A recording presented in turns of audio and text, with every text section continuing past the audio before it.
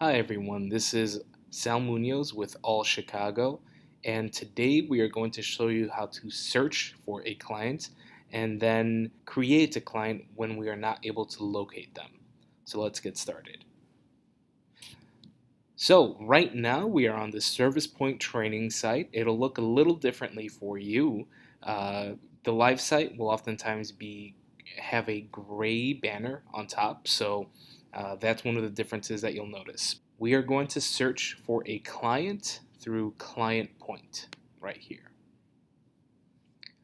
So who we are going to be searching for is Margaret Simpson. So what we need to do in order to ensure that there are no duplicates in the system, you are not able to create a new client without first searching for them. So if you look right here, even if we add a name, Margaret Simpson, we are not able to add new clients with this information. We have to first search for them. So in searching, I see no matches. However, one thing to keep in mind whenever you're looking for a client or looking to create a new client, you have to ensure that you're using every type of variation for that person's name. Now, what does that mean? That means Margaret could also be Margie, Marge, and perhaps someone misspelled Simpson earlier on when they were inputting them. So let's run a quick search. So what we're going to do is look for Margaret's name with different variations of Margaret. So from my understanding, Margaret can also be Marge. It can also be Margie. So let's search for the easiest way to look for folks. In order to get the best results, what we have to do is reduce the amount of letters in the first and last search bars. So here, the first name will be Marge, last name will be Simp. Let's leave it at that, and let's search. So there we have two different records that look similar to the person that we're looking for. Now, in the live site, there will be hundreds of records. So that's something to be aware of. Right now, this is all dummy data. These are results of only a few people. However, in the live site, searching Marge Simp could bring up hundreds of search results. What you want to do is look for a match with the social security and date of birth. So let's say my client Margaret Simpson is someone that is aged 30 years old. So as I'm looking, I don't see anyone that's 30 years old. I see someone that was born in 1990, but I know that my client was born in 1987. With that assumption, we can also confirm with a social security number that, let's say my client gave me a different social security number that doesn't end in 2222. Now we feel safe to go ahead and create a new client. So coming back up here, what we'll do is create a new account for Margaret Simpson. Go over to the last name. And the rest of these, we will go ahead and actually fill those in. Whenever we're searching, we don't necessarily want to fill in name, date equality, because that really reduces the amount of search results that we're able to sift through. So we want to ensure that you are searching just with the first and last name sections and matching your clients using the social security number and their date of birth. So we're going to fill this all in. Let's say that Margaret Simpson gave us their full name. So we'll select full name reported. There's no alias. And let's say this social security number is going to be 555 555555. The social security number is fully reported. They are not a military veteran. So instead of searching, what we're going to do is add new client with this information. Now, if you serve singles, it may make sense to want to click Add Client Only. If for anyone, even if you're serving singles or if you're serving families, what you will always be clicking is add client and add new household. So no matter what, you will be adding a client and a new household. There might be some times where a child is born into the family and you're inputting them into the system. For those instances where you know the household, you would click Add Client and search households. But for right now, we are going to be creating a new household and a new client. So that takes us to this screen, which is a bit complicated.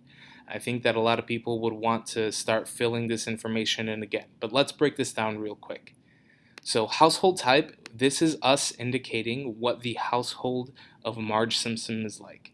So let's say that Marge Simpson will have one child with her. So the household will be female with child. And as you can see, there are several household types for male and female and folks that are not gender conforming. So we will choose female with child. Now the client search, we can go ahead and actually search for a child in this household. So let's say that the child Marge has is Bart Simpson, and the last name automatically fills in. You may need to change this if the surname is different for the child, but just know that the system will put in the last name for you. Again, we're not going to fill in any of these. We're going to go straight to search. Move past client number.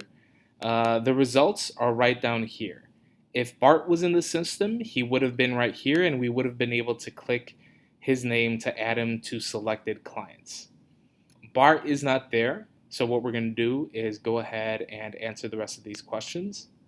So let's say the full name is reported, there is no alias, and the social security number is 88. And we'll say that that is fully reported. They are not a military veteran because they're a child. And now we are going to add new client with this information. And again, this is just a system encouraging you to keep searching, keep trying different variations of the name. But we know that there is no Bart, so we're going to go OK. And now you see right down here in selected clients, Bart Simpson is added. This little red circle, the do not enter sign, that allows you to remove Bart if you accidentally input them into the wrong household. If we were able to find Bart and add them accidentally, we'd be able to take them right back out of this household. But that's exactly what we want. And another quick thing to keep in mind, if you know that this client is already in a household or this client is already in the system and you have maybe the ID of the husband or whomever it may be, you can put their client ID right here, click submit, and they would show up under selected clients. So selected clients, if you click continue, that means we will move on to the next page with both of those client records. And here we go. This is the household information that we're going to be setting. Right here, we have to indicate who the head of household is. We know that it's Margaret Simpson, so we will select them as yes. And then that automatically changes to the relation of head of household as being self. Now, Bart is not the head of household, and here we have options to indicate what Bart is to the head of household, which is the child. So we'll select head of household child.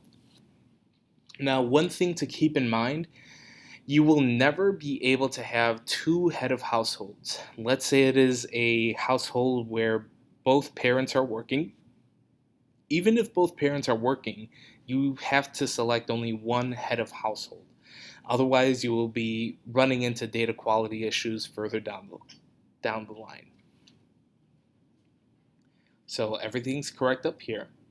And now we can review the information. So right over here is a household members tab, and we can switch through Bart and Margaret. And if we need to edit anything, we can go ahead and edit right here. So let's say I want to edit that I found out Margaret is also goes by March. So I'll put in alias as March. Save that, and it's updated. So anything there, we can update fully. Now what we're going to do is save and exit and go to the next screen. So there we go. We now created the new record for the client. Here it takes us directly to the household tab, but you can go to the summary tab to get a better sense of what entries, what programs they are entered into, what services they have received.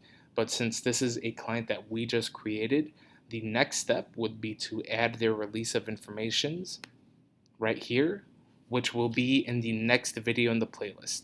So click the description below to find the next step in the process. Thanks.